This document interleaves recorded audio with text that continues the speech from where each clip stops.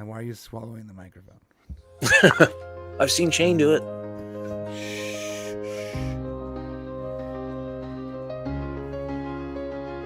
It's the BRANE Show coming in hot every week.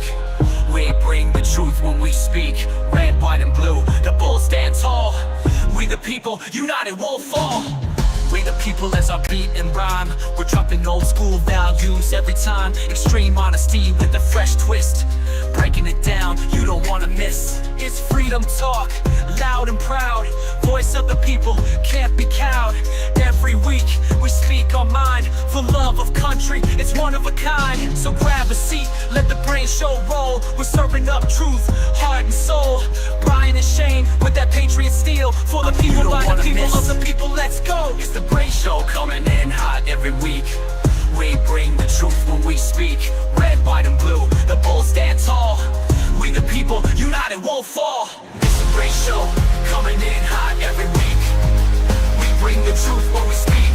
Red, white, and blue, the bulls stand tall. We the people, united won't fall. It's the BRANE Show, coming in hot every week. We bring the truth when we speak. Red, white, and blue, the bulls stand tall. We the people, united won't fall. It's the BRANE Show, coming in hot every week. We bring the truth when we speak. Red, white, and blue, the bulls stand tall. We the people, united won't fall. It's the BRANE Show, coming in hot every week. We bring the truth when we speak. Red, white, and blue, the bulls stand tall. We the people, united won't fall. It's the BRANE Show, coming in hot every week. We bring the truth when we speak. Red, white, and blue, the bulls stand tall. We the people, united won't fall. This is for America!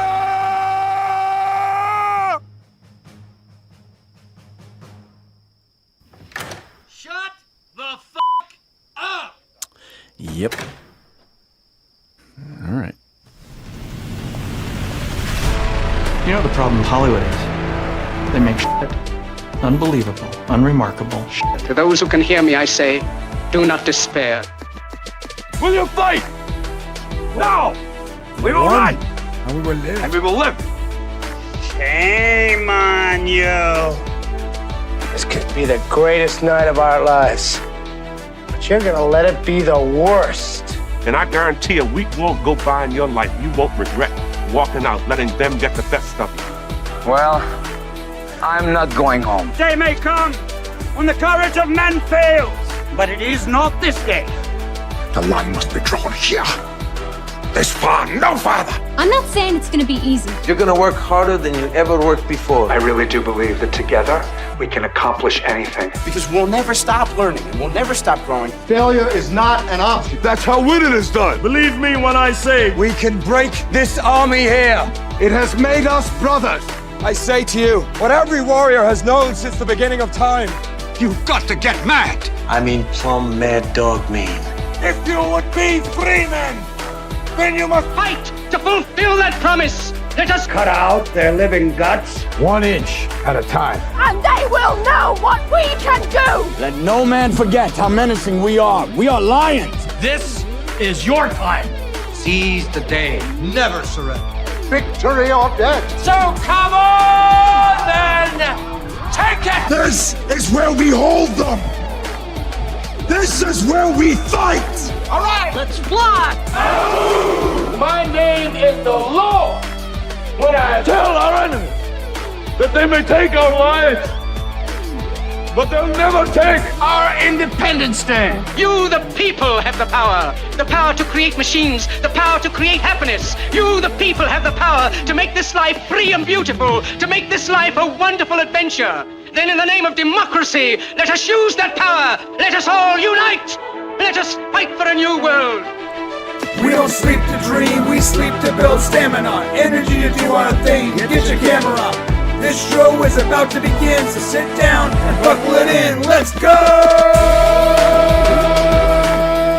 Yeah! My name is Brian, that is Shane. Welcome to The BRANE Show. And today we have an amazing show for you today. We're talking about the main topic of today is everything is fake. How studios are secretly cashing in on fake AI trailers all over YouTube. the Giza pyramids and the vast city underneath it, and all the AI videos coming out around that. Netflix has a brand new show that's super popular called Adolescence. It's a true story, but they race swap the characters. Wonder why.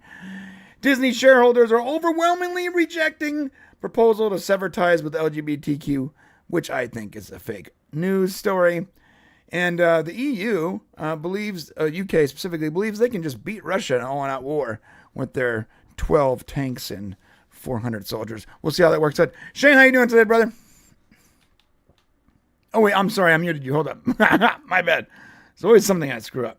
Go ahead, talk. I am living the dream, Brian. How are you? Not bad, man. Wonderful Saturday. We just had a great show today with Salty's Nerds. Really, really good, fun times. I was not able to talk as much as I normally like to talk, so I'm glad I got to do a show right afterwards to get all the talking out. You know? I like how they're already starting. All right. So something's not right. Something's not right. Something ain't right. Hey, just tune in, guys. You'll see. All right. All right.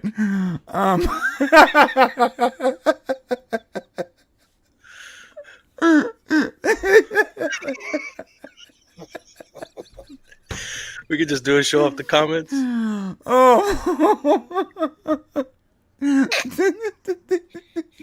They race swapped Shane.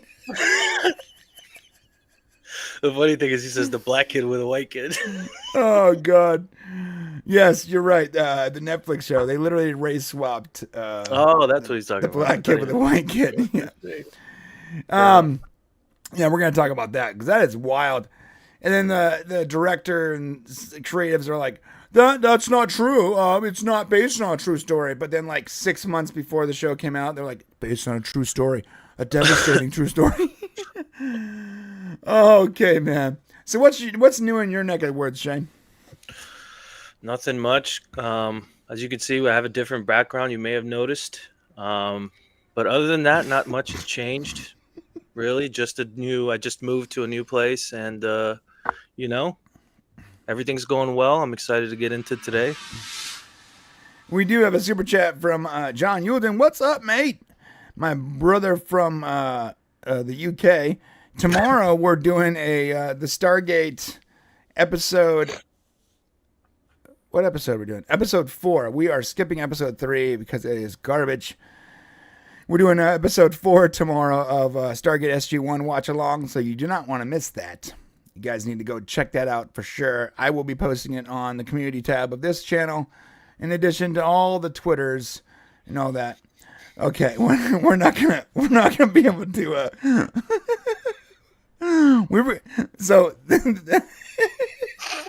They're on to us. All right, guys. Obviously, this is not Shane. We were going to try to do the entire show as if this was Shane and just gaslight everyone because it's fake news day.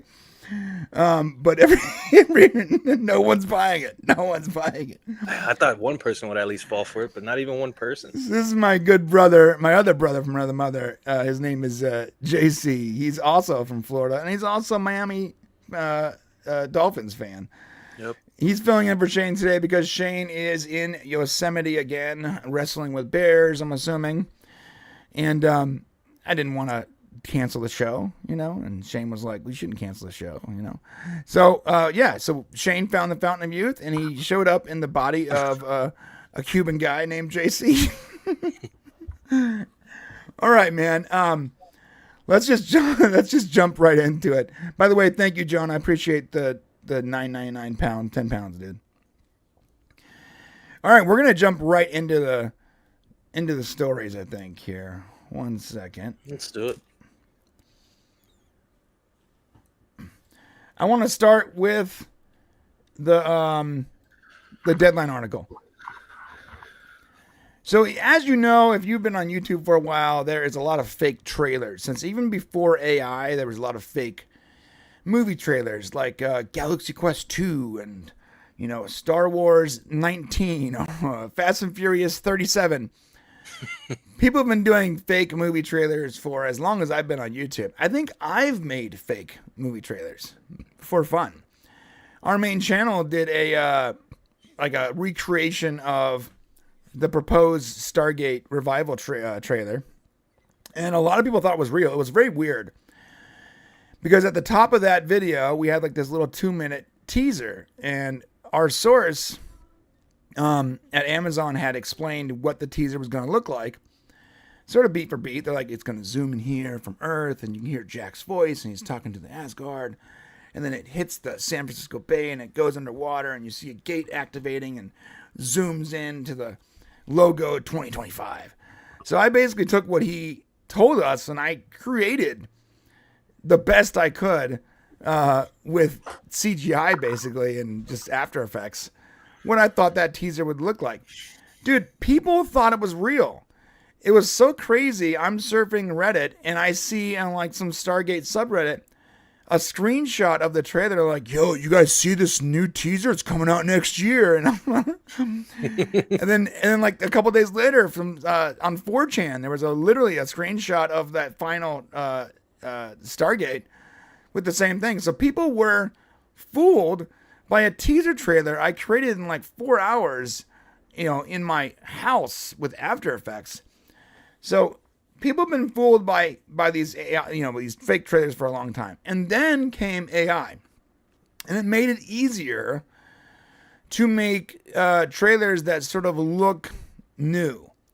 Even though I think that when we look at AI, it's really super obvious that someone's using AI for something. But some people are fooled, especially boomers.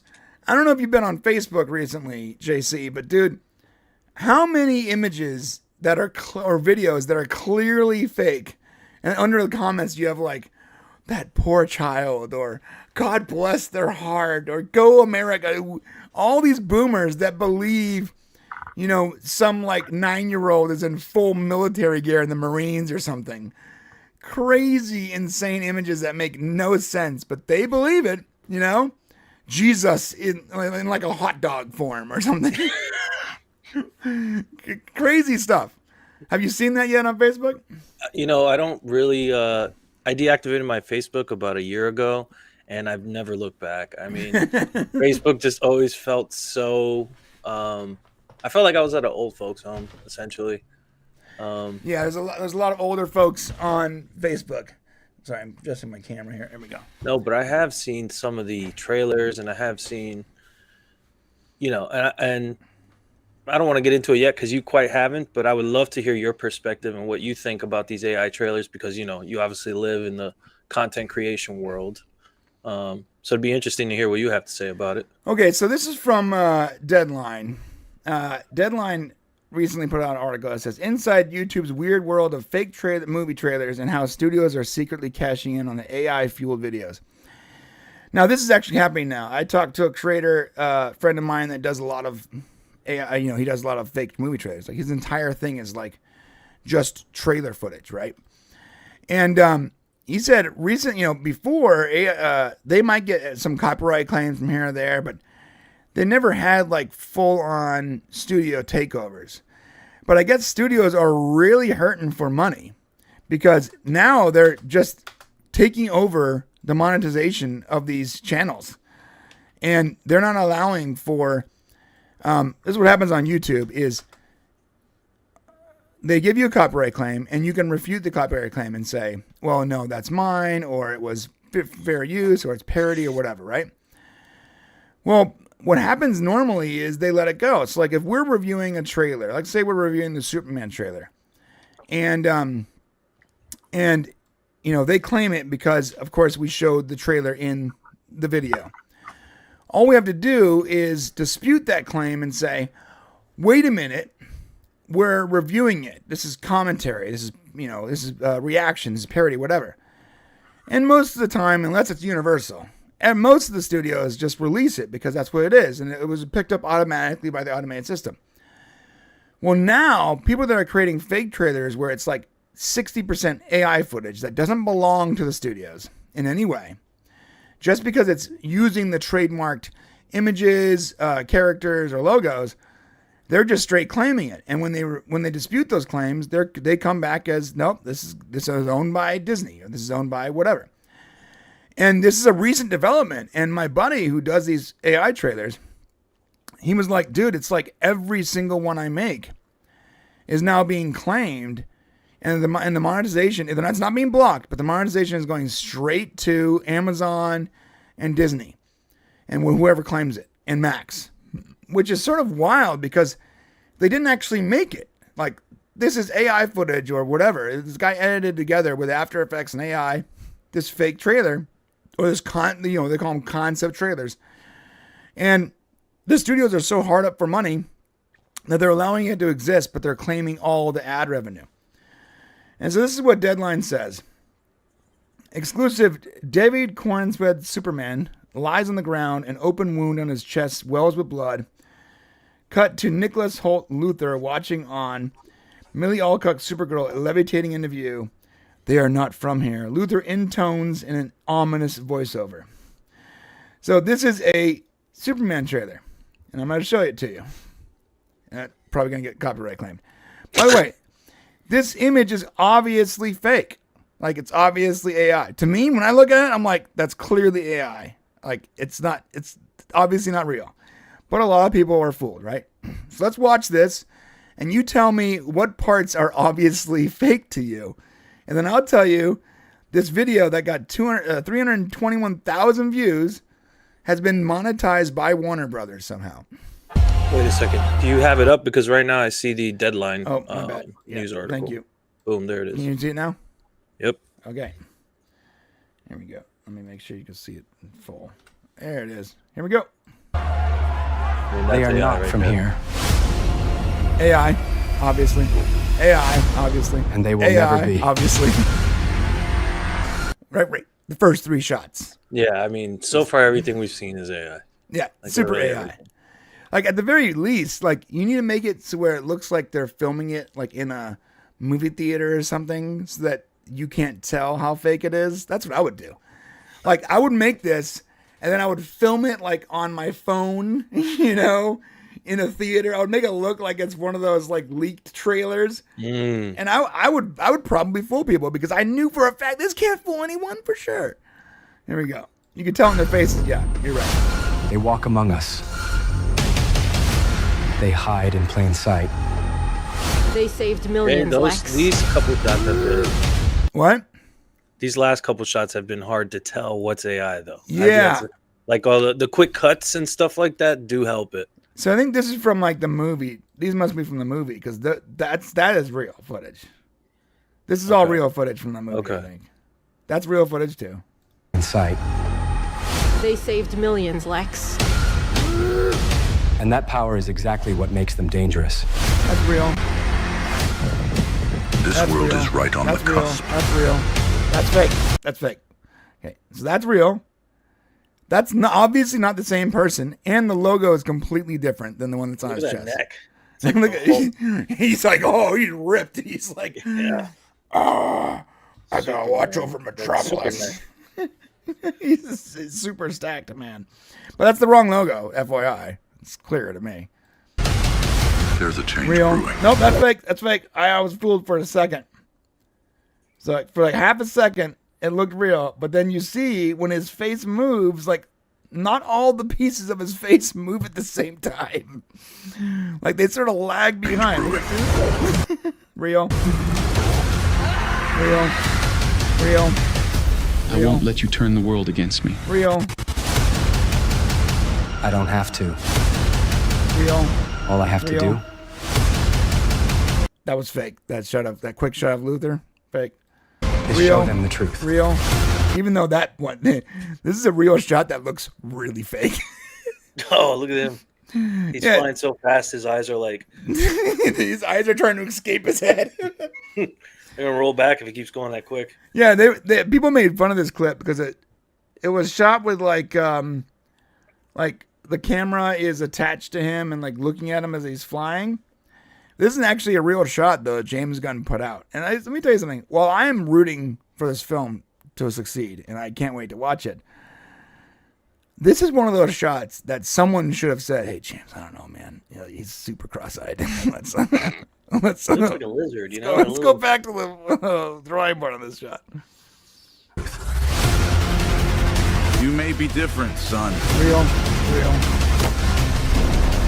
but that doesn't mean you don't belong. Real. Be their hero. Real. Even though he doesn't look real. Real.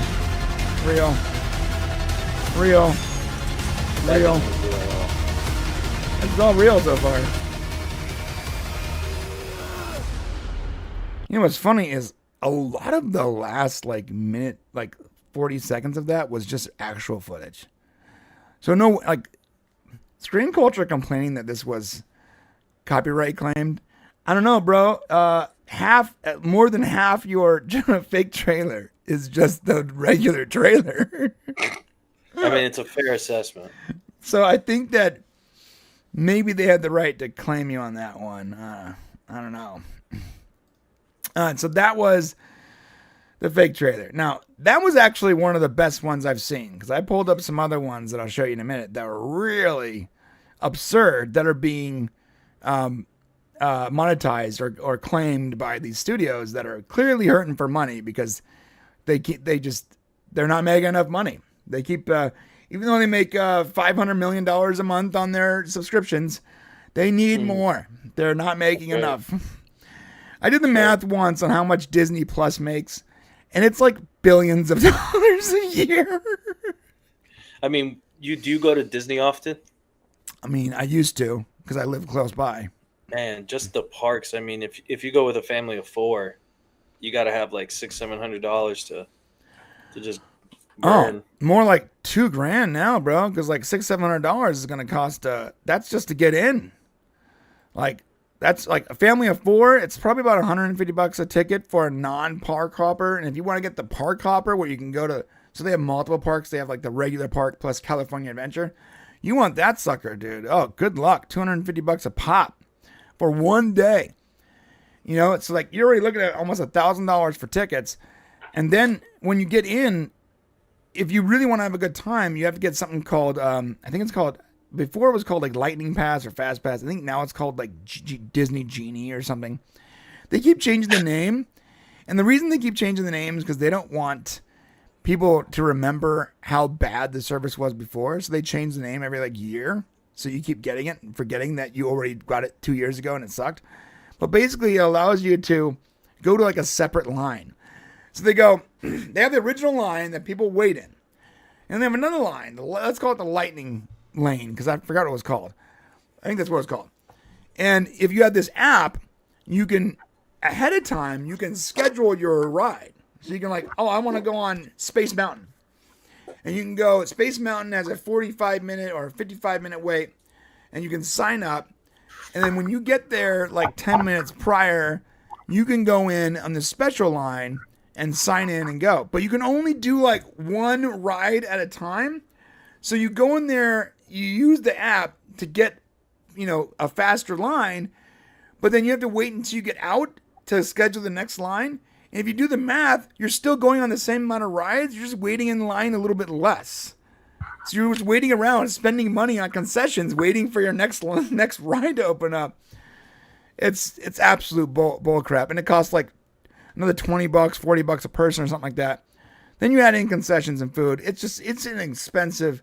It is not something you should do. If you want to take your kids somewhere and you live in SoCal, take them to one of the Cedar parks like Knott's Berry Farm or something. That's a much more affordable entertainment venue.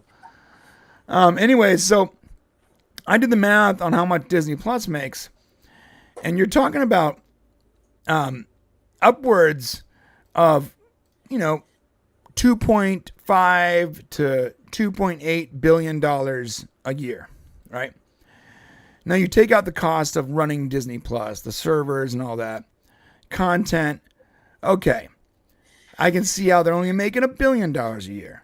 But remember, a movie that cost $500 million will make them $1 billion and they will call it a success. Now do the math here. a movie that costs $485 million plus $100 million marketing budget plus the split revenue they cut with the theater. It makes $1 billion, and they call it a success, but in reality, it only makes them a couple $100 million. So essentially, a big box office movie can make them what Disney Plus can make them in 1 month. In 1 month. And then there's the extra revenue you get from like DVD sales and digital sales, and then you can put it on the streaming service, you can attract more people, whatever. I get it. But the reason they're losing money is because they're making garbage. They make a lot of garbage, and they pay a lot of people a lot of money to make said garbage, and they go, why are we losing money? Well, it's true. Now they're like, you know what a good source of revenue is? YouTube fake trailers. And so they're copyright claiming tons of fake trailers. Oh, but YouTube fake trailers that we didn't make. Right, that you didn't make. Yeah. Wait a second, you did a good job. We're taking that. Yeah. Hey, I like what you did there. I mean, the guy, the trailer you just showed me, the guy had like, I think 1,300 subscribers. Like he's just starting to gain traction, and they're like, "Oh, perfect timing." No, that guy has 1 million subscribers, but there is a guy who has like 1.3 million subscribers. I'm sorry, 1.3 thousand subscribers, literally like over 1,000 subscribers, and he has like 1 million views on a video, and they've just taken all of his money. This guy who worked for months, to build up this audience. All right, so this is what they go on to say. Most industry observers will recognize the pungent whiff of AI that the YouTube algorithm lifts under the nose. This guy's talking real fancy. But for some, the movie commercials can be indiscernible from the real deal. Even French national television was duped by a fake AI Superman trailer. But let's be real. The French, they're just... but that feels like just... They probably didn't even look at it. You know what I mean? Like they probably, that just feels like, somebody's not doing their job. Right. They're like, looks good. Let's put it online. Superman. Okay, cool. So, but Warner Bros. Discovery is quietly cashing in on some of these knockoffs. Instead of enforcing copyright on counterfeit commercials, Deadline can reveal that a handful of Hollywood studios are asking YouTube to ensure that the ad revenue made from views flows in their direction. Okay, so this is not a new concept. A lot of these Hollywood types, let's say even late night people, like John Oliver and Jimmy Fallon, a lot of the money comes from their YouTube clips. If you've ever been on YouTube and you wonder why, after watching a couple of YouTube videos, it like auto plays a Jimmy Fallon clip or a John Oliver clip, it's because they're being promoted continually by YouTube, the platform. And part of that reason is because they are making a ton of money.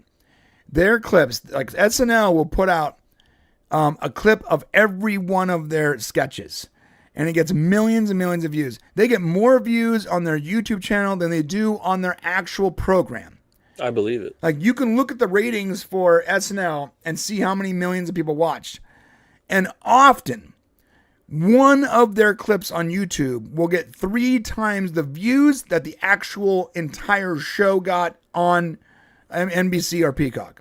Yeah, I think it's the same case for a lot of mainstream news networks. So like Fox has like a YouTube channel, CNN, and I think it's the same thing. They get more clicks on the internet or more eyeballs on it than they do on actual 100%. television. And they're making that sweet YouTube revenue because ad revenue on YouTube is really good, especially on long form content that you explicitly own, that you don't have to share with anyone. Well, what happens is people create reactions to this commentary. They report on Fox News clips or CNN News clips or whatever, or Jimmy Fallon or Jimmy Kimmel crying about the jab, 3 years ago. Well, every single time that happens, not every single time, most times, you have the companies that are responsible for those particular shows. They will claim those videos.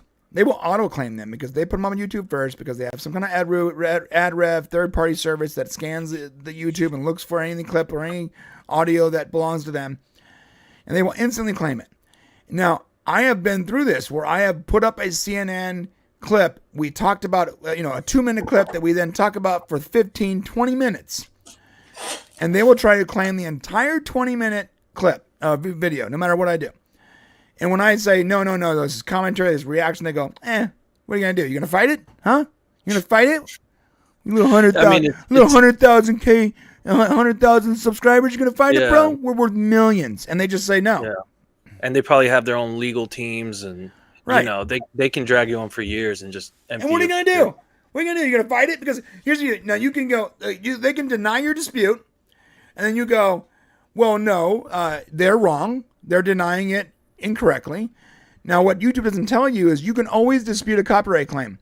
But if you dispute the dispute, then it can turn into a strike.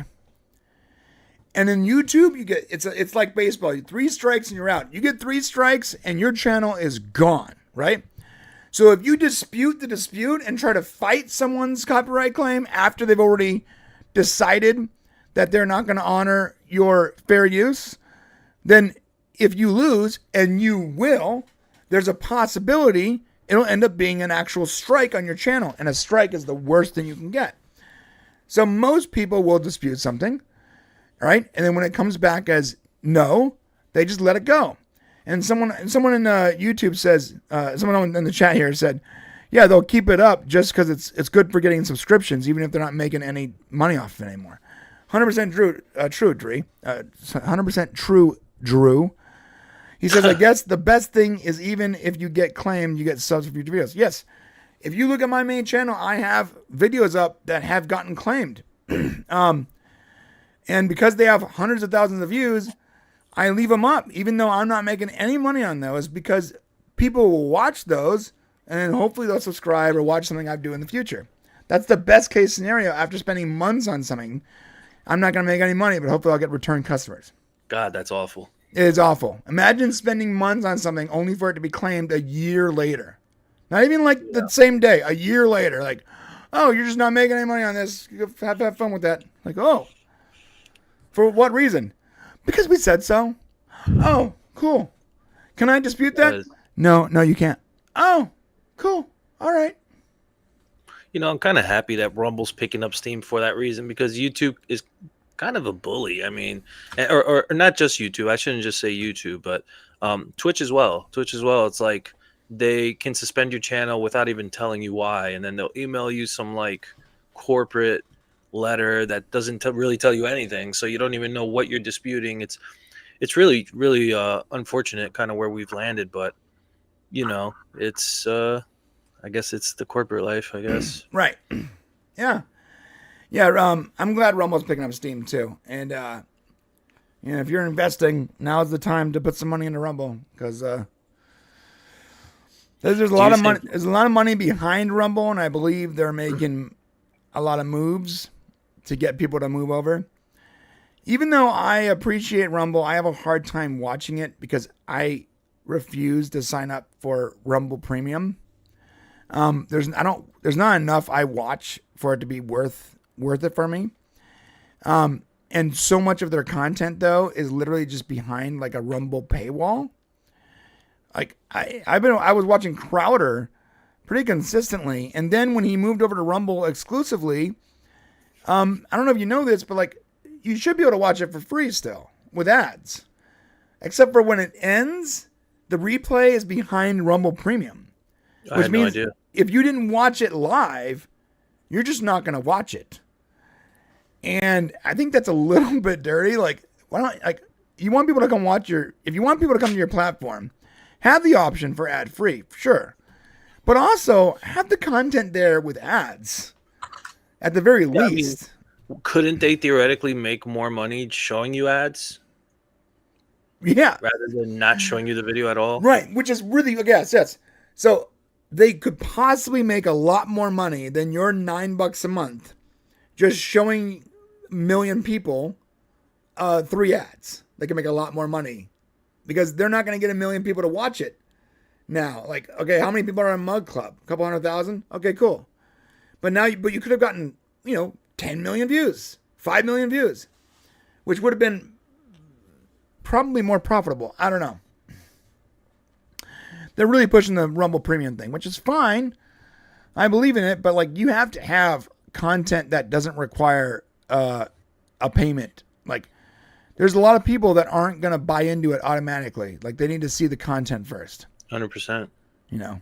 And I think when people find, whether it's a show or something like, you know, the show you have with your brother, they get attached to the people's more than the show. So they have like, they're like, hey, I have no problem supporting these guys because I know what kind of content they put out and they're pretty consistent. And I enjoy it. So boom, here, you know, here's a membership. Here's a, you know, super chat, whatever the case may be. But when you don't have an option to even watch it, it's harder to gain traction in a way.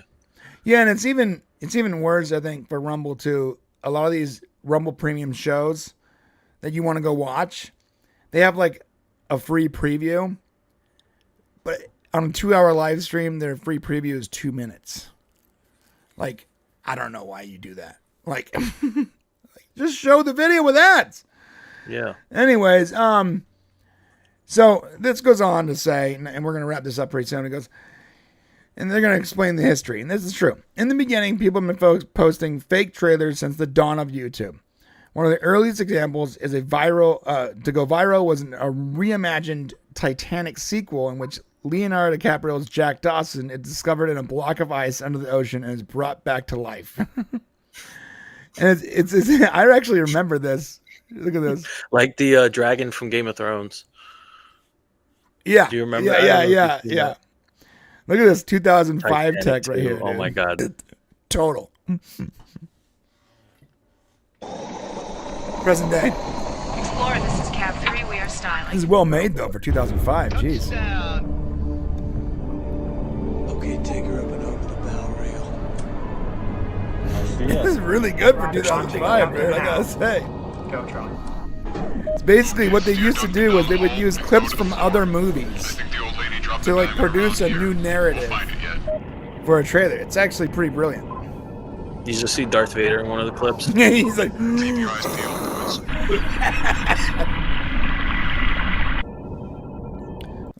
Another big. I'm pretty sure it's a clip from Encino Man. What'd you say?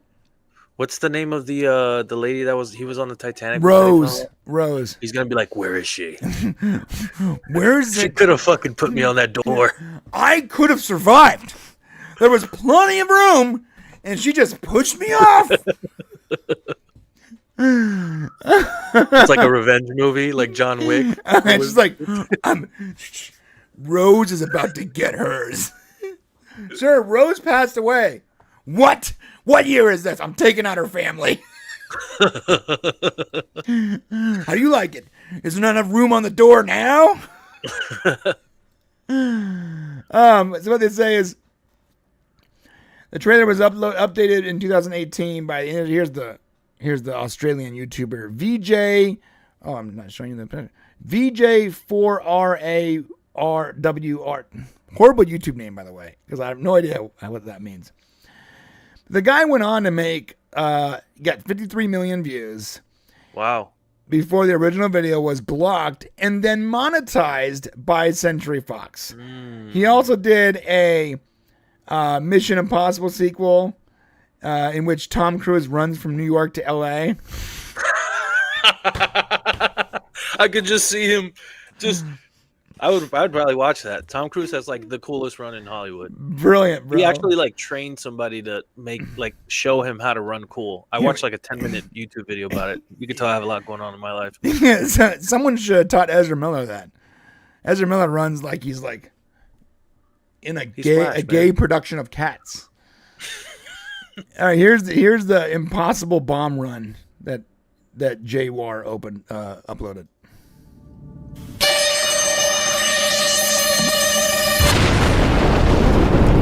It's actually really clever. Being a spy is tough. I always said one of these days I was going to get out. Dude, it's funny because like this is before the AI voices, and this is really good. It sounds like Tom Cruise. Yeah, actually. Someone's doing like an impression, obviously, but it sounds pretty good. Today is not that day. Hello, Mr. Hunt. Don't speak. Just listen. I'm currently in New York. The tracking implant in your brain tells me implant in your. Oh, look at this. I'm currently. So this is a graphics. Like some dude cut out the window and he added in like the New York skyline, so it looks like this guy's in them. It's pretty clever. In New York. The tracking implant in your brain tells me you're in Los Angeles. Well, Mr. Hunt, I've put a bomb, a very big bomb, in the middle of Times Square. A very big bomb. And unless you want millions of innocent people to die, I suggest you get there fast. Like his wife telling him they ran out of milk. What? He doesn't want his face looks funny. He's like, it looks like his wife is on the phone with him saying we ran out of milk, and he just had the longest day. He's just like, I don't want to stop, honey. I really don't. You have 30 days, Mr. Hunt. 30 days to get from Los Angeles to New York.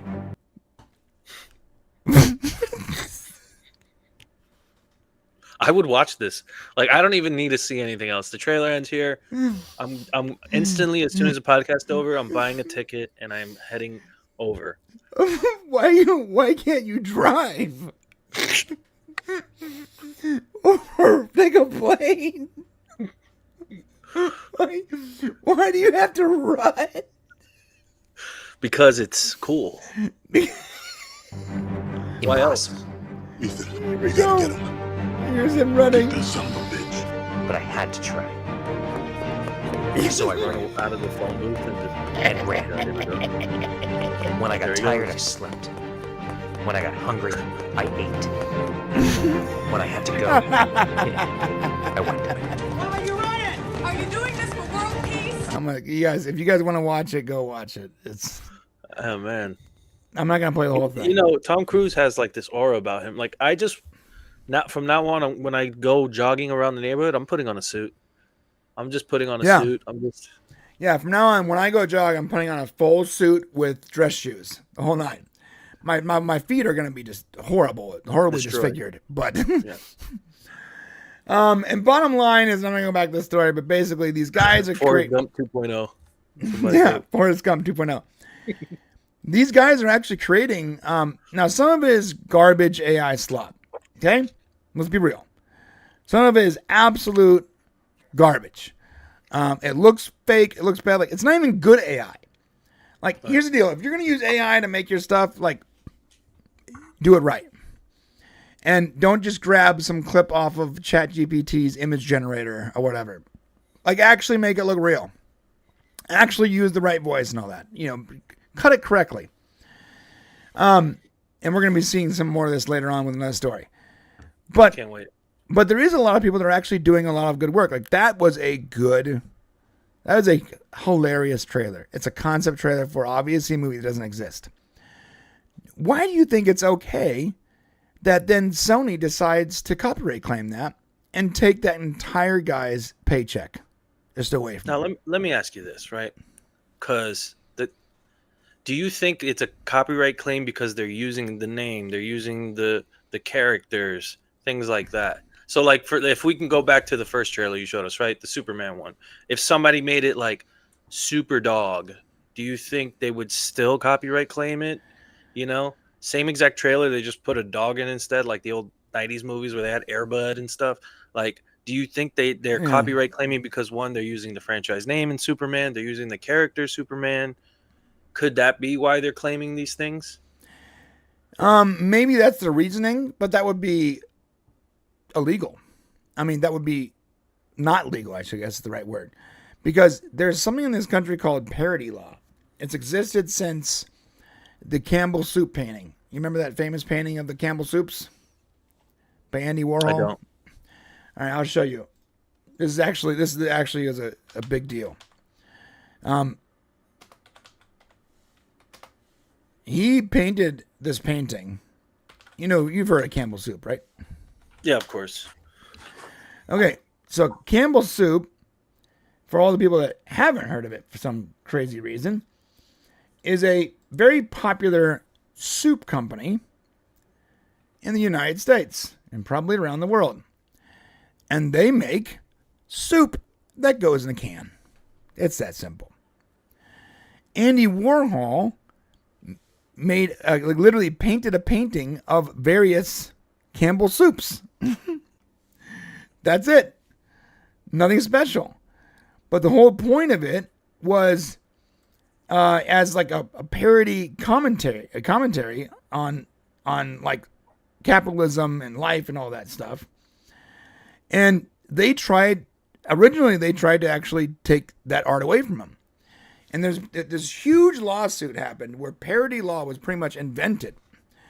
And that meant that you can take someone else's IP, trademarks, and copyrights, and you can use it to create your own artwork as long as it's adding something to the narrative.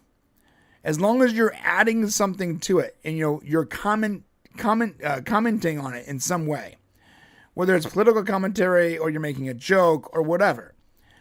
I would argue that the Mission Impossible New York to LA to New York thing, that is definitely not, there's no market confusion on whether that's a real movie. That's obviously a joke. He's obviously adding something to the narrative, and he's playing off the joke that he's always running in his trailers. That should not be copyright claimed.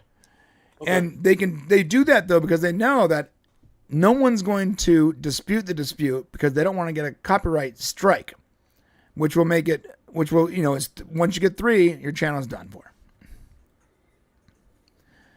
Now, the Superman one, though, I don't know about that. That's And I mean, we did also kind of admit that the Superman one, specifically that one, used like majority of the movie footage. Now, so did that Mission Impossible one. There was like no AI. It was just different cuts of like the actual movies. So I get that, but yeah, well, like the Mission Impossible one was at least trying to like it was making a joke. There was a parody to it. Like the Superman one was just trying to fool people. Fair. So yeah, I can see why they would copyright claim that, but I still think it's a little scummy. Copyright claim a dude that's just making fun videos, just having fun, trying to make something funny. Yeah, but that's what we think. What do you think? Should these studios be taking money from creators trying to have fun with their trailers? Although someone said like that guy's name sounds like an Indian kid. Yeah, I mean there's probably a bunch of like just click farms out there producing AI crap videos just to get as many views as possible, and they don't actually care about quality and that kind of thing. Sure, so there's part of that is that. But for the artists that are actually taking their time to create like these elaborate jokes and parodies and hoaxes, like let them be. That's what I would say. I agree. All right. Let's talk about the next story. I know you want to talk about this. JC, did you know that there is a vast city underneath the Giza pyramids in Egypt? No way.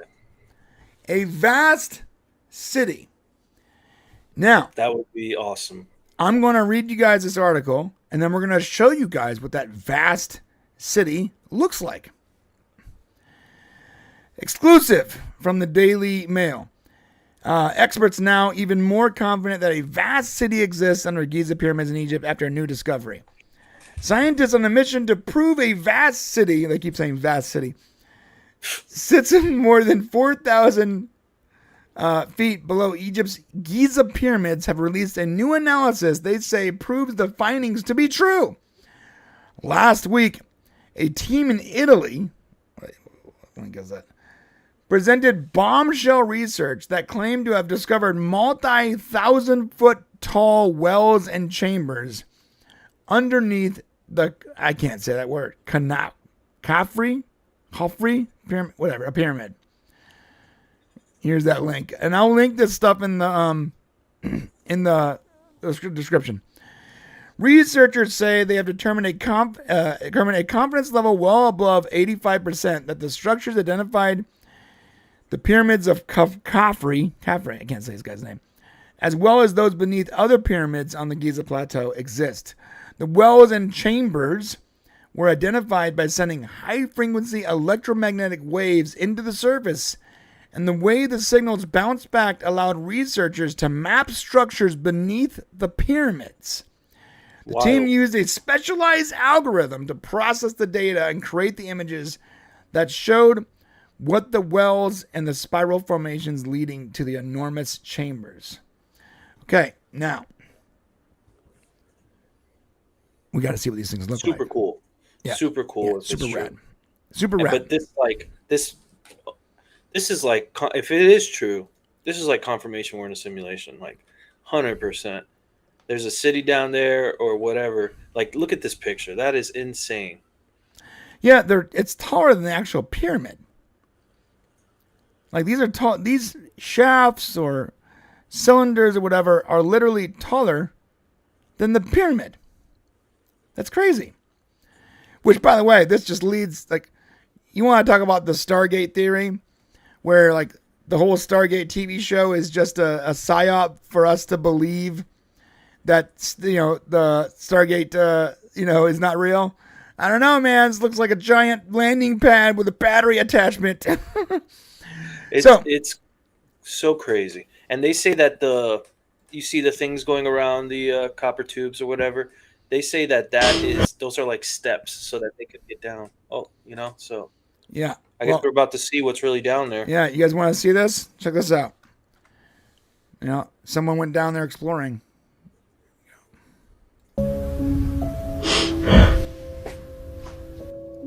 Underneath the Giza pyramids. It's not. I don't know if it's on stream. It's on stream. You're not there seeing it it? is. Yeah, there it is. There it is. It's a delay. Okay. By the way, obviously that's fake. This is drama alert. Posted this.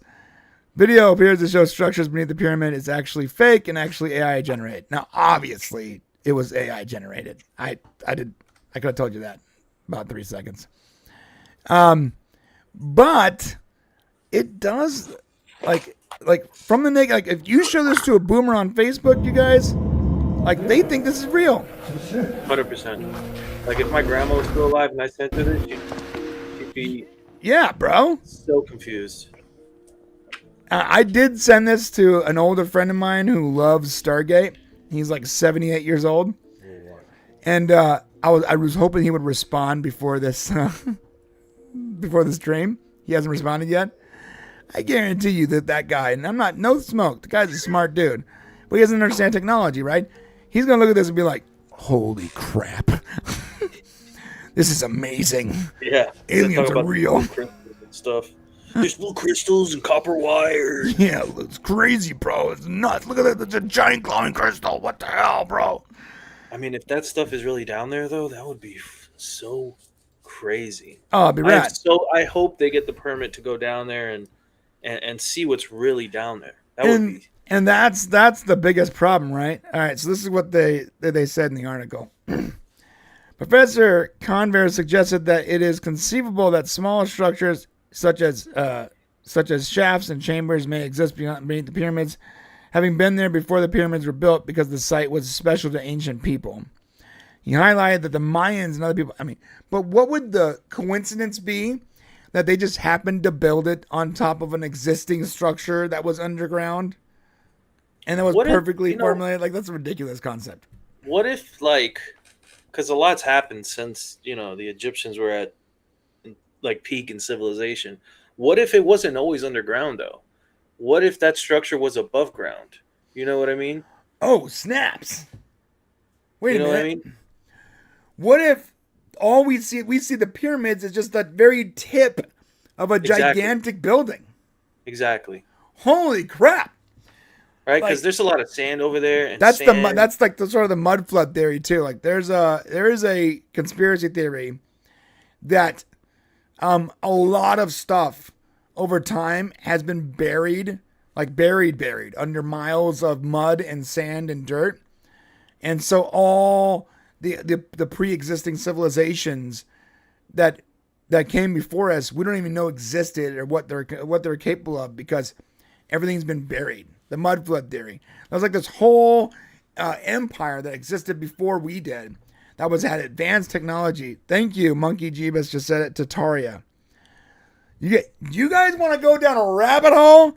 Just Google that word. That word, Tataria. Google that, bro. It is. The next thing you know, 4 hours of your life has gone and you've learned nothing of value.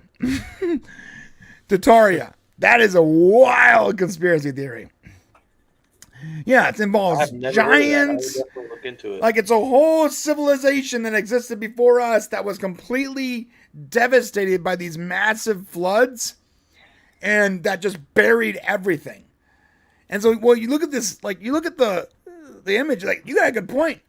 What if part of the structure wasn't underground? What if it was like this big, massive structure that was then just slowly over years and years and years covered by sand? Until all you see is a little tippy top of the pyramid. That's just saying. I mean, it's been thousands of years, you know. Like if you don't cut your grass for 6 months, your grass grows insanely high. Now imagine 100 years, 200 years, 1,000, you know, because in that grass there's getting dirt, there's all kinds of bullshit that's just building up and building. Well, you see, things settle and sink. Like people don't understand this. Large structures actually they actually sink. It's not like sand just slowly covered over time. My house that I'm in right now is like slowly sinking. I have like a foundation problem, but it's going to take like another like 80 years before it's like a serious issue for me. So I'm not stressing it. Like, right. But imagine 1,000 years from now, it would be completely submerged. Right. My house would be like, all you would see is the chimney, like sticking out of the ground. It is slowly sinking. Things do slowly sink. I had this car. It was I don't know if you guys ever heard of this, an Opel GT. It looks like a little tiny Corvette, and it was in my my stepmom's my grandmother's, I guess, yard. And I remember her telling me, she always told me like when I was growing up, like, you can have my Opel if you want. And I didn't know what an Opel was when I was younger. And when I finally learned what an Opel was when I was like 15, 16, I was like, yo, Grandma, where's that Opel you're talking about? That's a cool looking car. Oh, it's in the backyard. I'm like, what? I've been in your backyard. There's no car in the backyard. She did not take care of her yard. And this car, I shit you not. Like it was buried somehow. Like the grass had overgrown the car to the point where you couldn't see the vehicle. And the tires were in the ground like 5 or 6 inches to where the actual like frame of the car was now digging into the ground. So what happens is every time it rained and the ground would get soft, this heavy car would sink a little bit and a little bit and a little bit. And she had this car since like the 60s, right? And so over time, this car was sinking inches into the ground every 10 years. And with the grass growing over it and the wet ground, this car had sunk into the ground like 8-10 inches.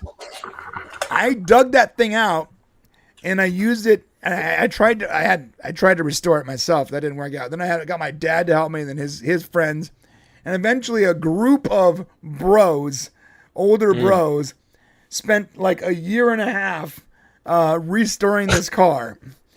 And by the they time had a fucking excavator, right? And by the time the car was done, I no longer owned it because my dad and his friends had poured so much time and money into it that it no longer belonged to me. It belonged to them, and it became their car. But the fact that that car had sunk that over a period of like 50 or 60 years had sunk, 40 years, had sunk that far into the ground. Now look at the pyramids and how heavy they are, built on soft limestone or whatever, right?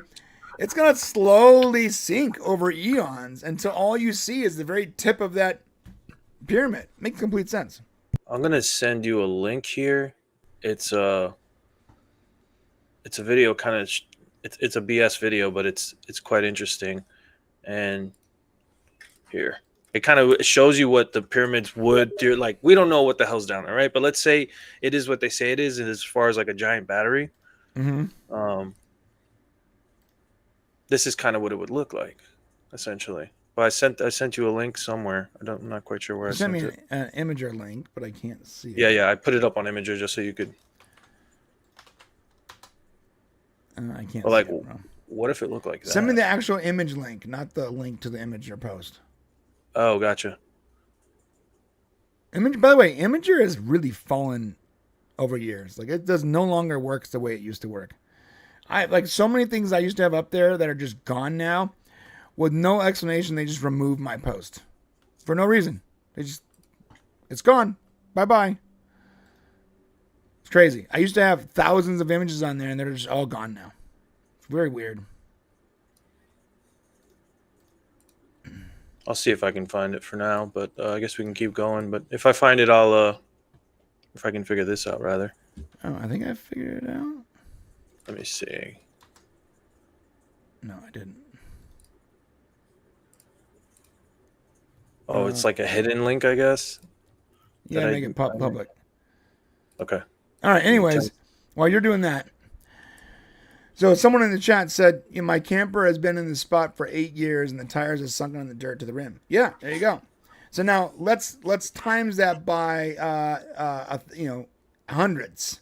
Let's say it's 800 years, and your camper is several hundreds of tons of stone. It's going to sink considerably. So I think that's a pretty good theory. Either way, I do want to know what's underneath there. And as JC mentioned earlier, the government is not actually giving us. The government of Egypt, it doesn't want to let them use it. They said the claim of using radar inside the pyramid is false. The techniques employed are not scientifically approved by our government. Basically, they're saying you're not getting in there. And let's be real. They don't want to mess with their only cash cow, because what does Egypt have in the way of tourism aside from the pyramids? Does anyone know? Camel excursions. Right, there you go. Kenneth the Rogue said St. Isaac's Cathedral in St. Petersburg was built on a swamp. It hasn't sunk at all because they drove tens of thousands of non-rotting tree trunks into the ground and built on top of them. Yes, I read about that. And those tree trunks actually petrified. So now there's just pillars of stone holding them up. That's true. I just went ahead and sent you the X link that I got it from. Oh, that works should too. do it. That works too. Simplify it. But anyway, it's super interesting because, I don't know if those structures have always been underground. I know I sound like a psycho, but, 1,000 years is so long ago.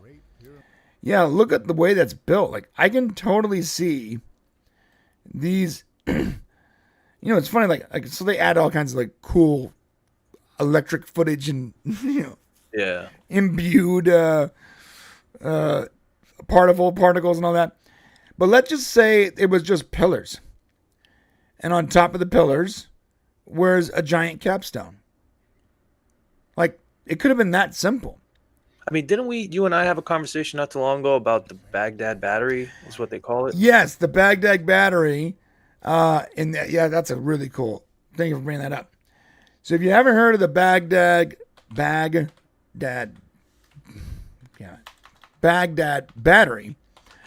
it's actually a clay pot that they found. Here it is. Oh my God. Give me a worse image to use, man. Jeez.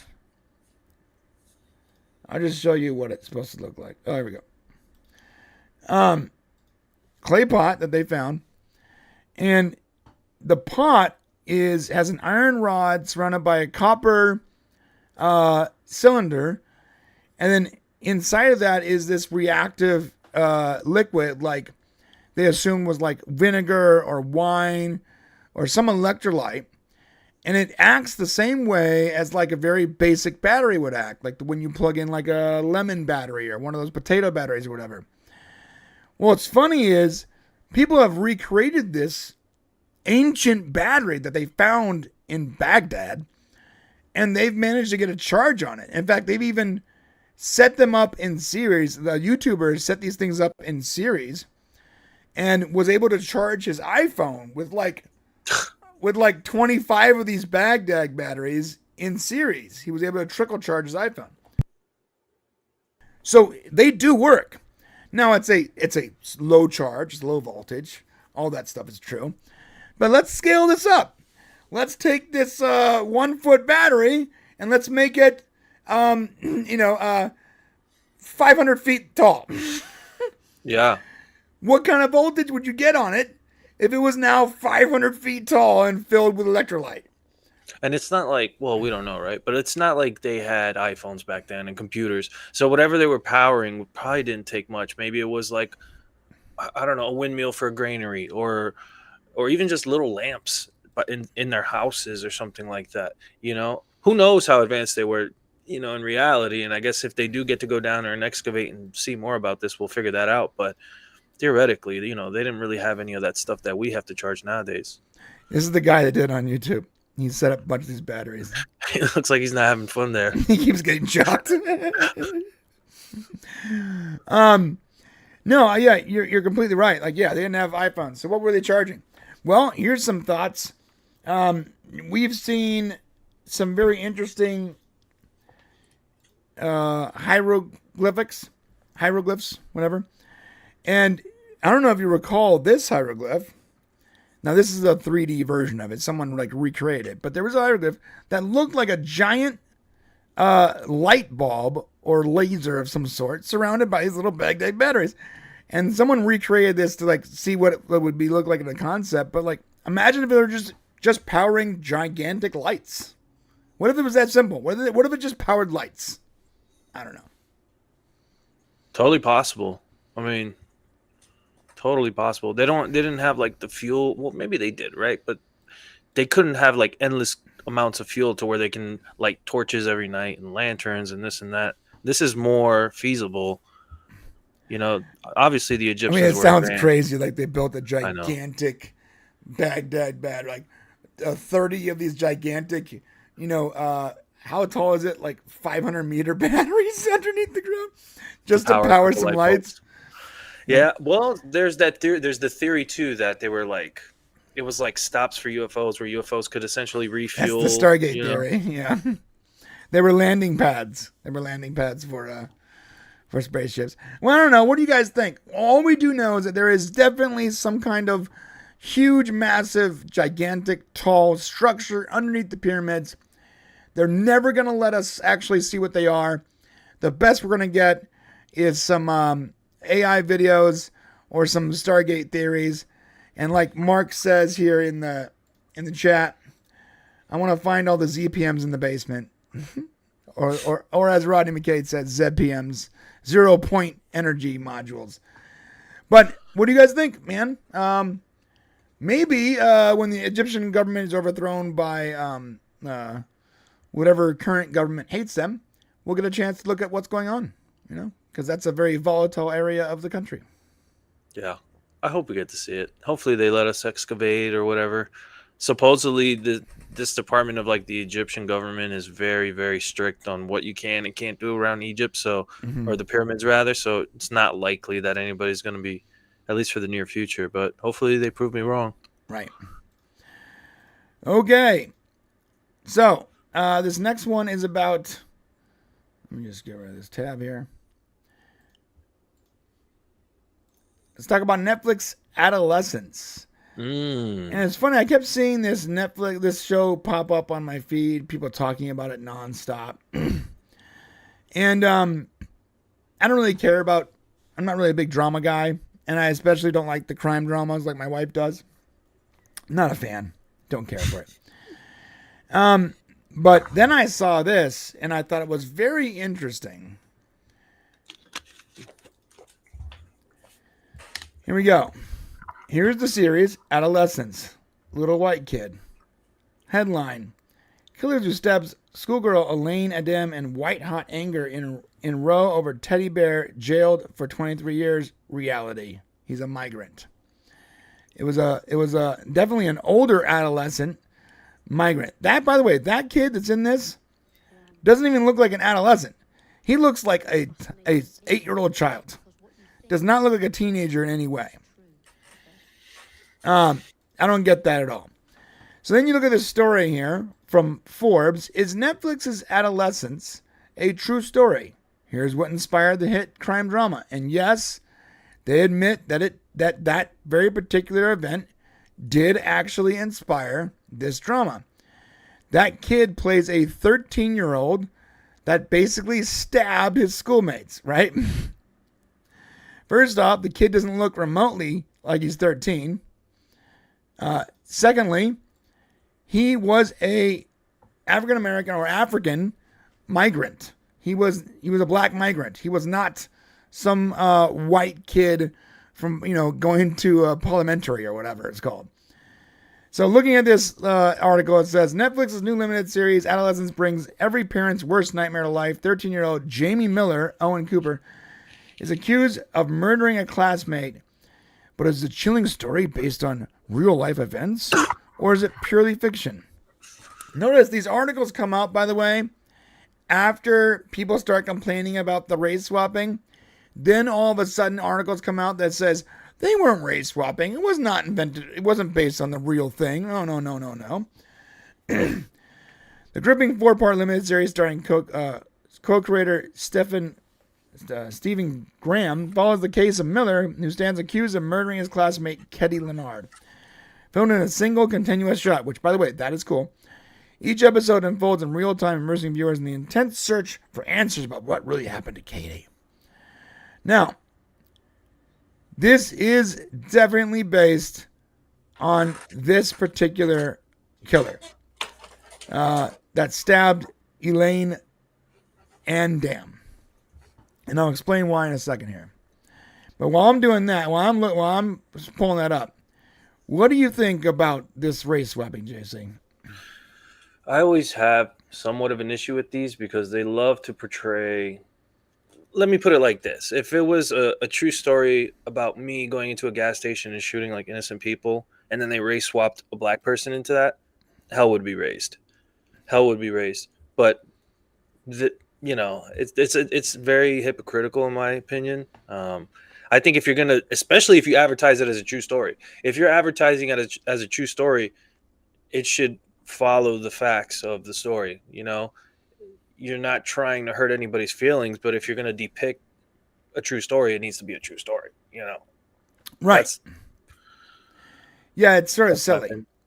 Don't forget, though, that we're getting a lot of random race swapping for seemingly no reason. Like, if you look at this, look at these. Like, Netflix did a whole Queen Cleopatra. By the way, Queen Cleopatra was not black. She was Greek. I don't understand why they thought it was a good idea. These are historical characters. Like, these are not. Mermaid was. That's ridiculous. So stupid. But these two, Anne Boleyn and Cleopatra, are actual historical figures that were just made black for seemingly no reason. Now, I'm sorry, but I don't think it's racist to ask the question, what happens if we did that the other way? Wouldn't people lose their minds? Yep. White Martin Luther King. Right. Have you seen the memes of like the Elon Musk Netflix documentary? This one right Dude, there. Look at that timing, bro. Holy shit. Yeah, I mean Elon Musk presented by Netflix. If you do it the other way, here's the thing. If you do it the other way, like regardless if people get upset, it's stupid. It doesn't add anything to the character. It's not enhancing it in any way. It's just you could tell it's somebody's like personal beliefs. Oh my god, the Black Greta Thunberg was funny. Oh, yeah, this one right here. Yeah, it's just pointless. It's really just people that are putting their own politics into the movie, and that's not what movies are about. You're here to tell a story. You're not here to lecture us or change our minds or anything. Just tell us a story, make it entertaining, and Well, and here's but I think the question has to be asked: why? Why is it okay? And listen, I don't care about Cleopatra or Anne Boleyn, whatever. I don't care. Right. But what I do care about is the hypocrisy, because it would never be done the other way. So when they race swap a character completely ignoring the actual story, the history of it, the history of that character, the history of that character's origins, whether it be Greek or Syrian or Jewish or whatever, or white or Irish, whatever. When they ignore those origins and insert, African American here and make it all about this particular political point, everyone's expected to shut up or we're racist. But then the second it's a murderer or if it's some horrible person, all of a sudden, let's go right back to history and make sure we have the right race in there. Or in this case, someone who stabbed his classmates and they make it a white person. When the vast majority of stabbing in the UK that is happening right now is being done by migrants. Not the little 8-year-old national white kid that grew up in London or whatever. It's insane. Hey, import the third world, become the third world. Yeah, that's facts. I want to see this movie next. Epstein, the whole story. You can't see it. I want to see that one right there. Can we see that one? They're never going to do that. Never. It'll never happen. Pointless.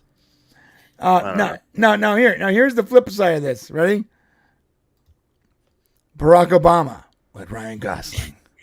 Jack Black is Malcolm X. Like, none of this makes sense.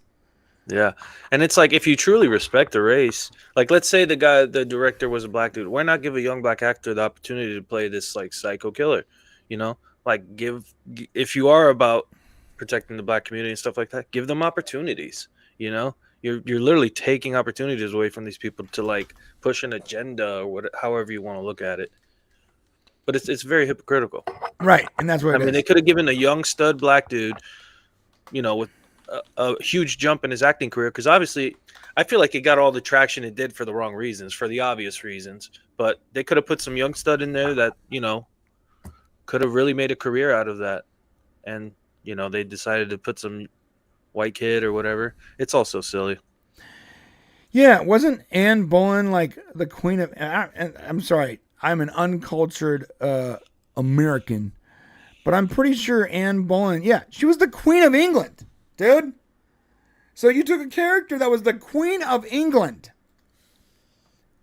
and you cast a black person. That doesn't make any sense. Oh my God. That doesn't make any sense. Anyways. So was she... I never watched the show. Did you ever watch it? No, of course not. I'm just curious if she's like the only black one, like surrounded by a white family, or if now the whole family's black, Like, how deep did they go? That's a good point. And then all the helpers around the house, are they white? Are they black? Like, what?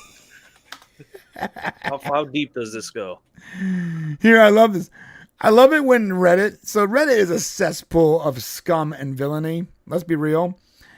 I love it when they have to ask the question, like, when they start to eat their own tail because they don't know what to say, because there's just a bunch of liberal cucks over there.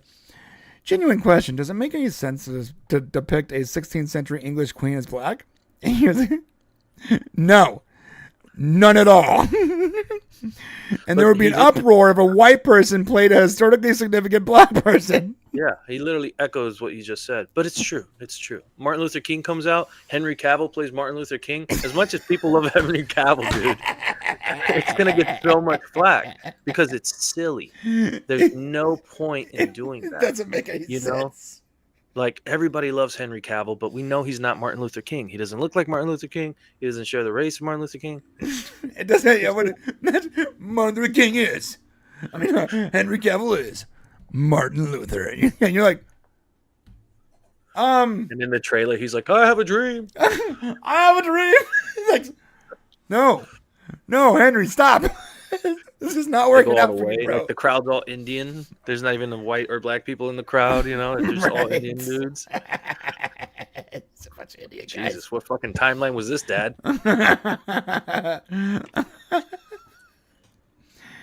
Oh, man.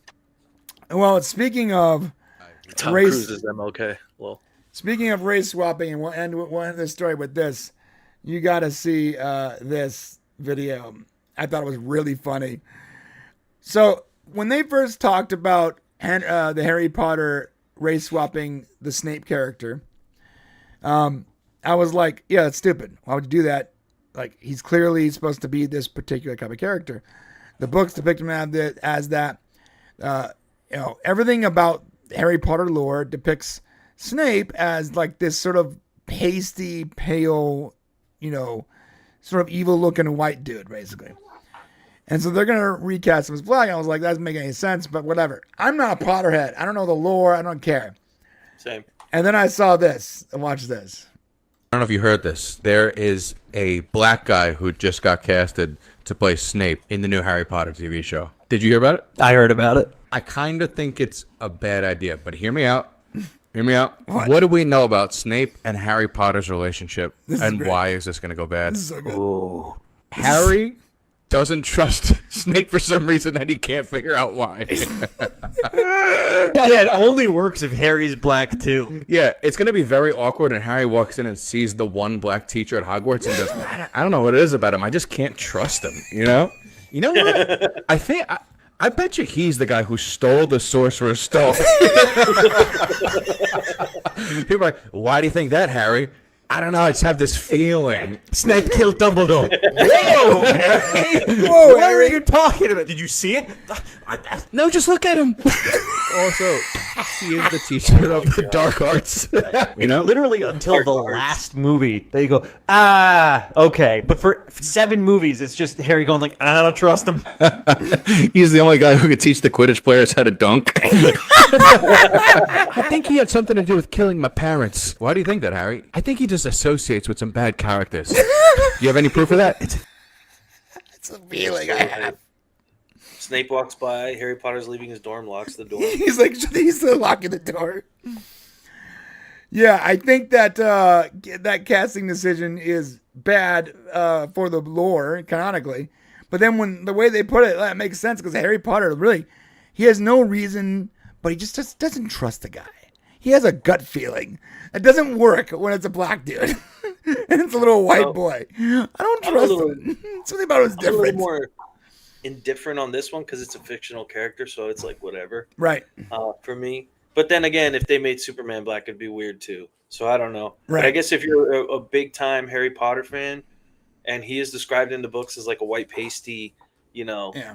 They try to make him sound harrowing in the books, like he's. There's something sunken, not right. shallow, they make you feel like pale. something's not right when they describe him. So I get it. I get it. But this video was so funny. I never would have looked at that perspective. Yeah, I didn't look at it either. Yeah, it's so funny. Well, you guys tell us what you guys think. How do you guys feel about Ryan Gosling playing Obama in the biopic from Netflix? Let's go. Or Henry Cavill playing Martin Luther King. Let's see how it plays out. Someone said Spider-Man is going black is 100% going to happen. Superman going black. Yeah, I mean, there is actually a Superman that is black that wears the Superman crest and in the comics, and that's okay. So it's basically like this working dude who's a huge fan of Superman, and he has to build a suit basically to save his daughter, and he puts the S on his chest as a homage to Superman. What's it called? He's called I forgot what it's called. You know what though? Typically, if there is someone tell me in the chat what's the name is called. If there is an actual black Superman and they do make a black Superman movie, nobody's gonna say a thing. Nobody cares. That's the thing is nobody really cares about most normal humans do not care about race. You know what I mean? They just care about the content of your character, or they care about how you carry yourself and things like that. Nobody cares about. But when you do these obvious bait and switches, and you label, to go back to the Netflix series, you label it as a true story, right? Then stick with the script. Why do all this? Because clearly there's some ulterior motives to doing something like this, right? And it's to the point where even normal people who just go to work will casually look at their phone, have things to do with their family and stuff. They'll look at this and they'll be like, "This is so stupid. Why would they do this?" Yeah, you're completely right. And the character, his name is John Henry. I found him. So it's John Henry, and he was actually in the last Superman show, which was actually pretty good. It was played by a black guy, which he should have been. And yeah, this is basically a shot of him. And he has the S on his chest and everything. He looks badass. Honestly, he looks super badass, bro. And look, he partners with, Superman. Like they work together. I don't know why you wouldn't do that. Like if you want, look at this. Look, this character looks so freaking cool, dude. Look at this. Character looks so rad. Like, actually, dude, just a metal. His entire, he great. Basically, it's a suit of armor. It's like Iron Man or whatever. But he's wearing the S on his chest out of respect for Superman because that's his inspiration. It's crazy good. Anyways, I don't understand. Like, if you want to make a black Superman, like there's a black Superman right there. You got him. Exactly. You don't have to actually race bend the actual Kal-El character. There are black Supermen. There you go. Go for it. Go nuts. Anyway. And the sad thing is they won't make this movie. They'll take the regular Superman and make him black. When they have this like super cool storyline where it's like, I think this is super cool. I would watch this if they just turned this we're looking at into a movie. Right. I'd watch it. That everyone likes. Everyone likes this character. And in that Superman Lois TV show, he was awesome. He was actually really rad, dude. I don't know why they wouldn't do it. I don't know. We'll see. So if they do Black Superman, and he's not this character, I'm just confused. At this point, I think they're just they must be racist. That's the only option. The only answer we have. All right. Let's talk about the next thing. And we got time for one more story. So let's do this is great. Speaking of Disney. Oh. After this, we'll do a couple memes, okay? So one more serious story, then we'll look at some memes. I do have some memes I saved this week that are pretty funny. Disney shareholders... Actually, let me record this. Let's talk about Disney. Disney shareholders overwhelmingly reject proposal to sever ties with LGBTQ rights group at annual meeting. I did not get the invite to this meeting. And I am a shareholder. In fact, about 80% of my portfolio is different types of Disney stock. It's just Disney all day long. And I am losing money hand over fist. This is what the article says. This is from Variety. Disney investors on Thursday voted down a proposal that the entertainment giant cease its participation in a prominent LGBT rights organization's equality ratings program. The proposal requested that Disney cease its participation in the Human Rights Campaign's annual Corporate Equality Index, was submitted by a right-wing think tank, National Center for Publicity Policy Research. Blah, blah, blah, blah, blah. This was the reasoning. When corporations take extreme positions, they destroy shareholder revenue by alienating large portions of their customers and investors. This proposal provides Disney with an opportunity to move back to neutral. By the way, totally fair. This is where you should be if you are a company, especially if you are Disney. Move back to neutral. Stop taking a political position. More than half the country disagrees with your position, so stop. As an investor, as a shareholder, Disney, I'm pleading with you to please take a neutral position so that you can serve the whole population and not just a small percentage of said population or the people that agree with them. It goes on, the FEP's proposal stated, it noted that since 2007, Disney has received a perfect score on the CEI, which can only be attained by abiding by its partisan, divisive, and increasingly radical criteria. In December 2023, Disney announced that building on its legacy of workplace inclusion and support for the broader LGBTIA+, Jesus, just get longer and longer, community, the Walt Disney Company received a perfect score on the human rights, and this is, I hate, good for them. They always call it something that like plays on your empathy. The Human Rights Campaign. Like their sexuality is like a part of base human rights or something. Like they're being denied the right to be gay, or they're being denied the right to sleep with whoever they want to sleep with, or whatever their deal is.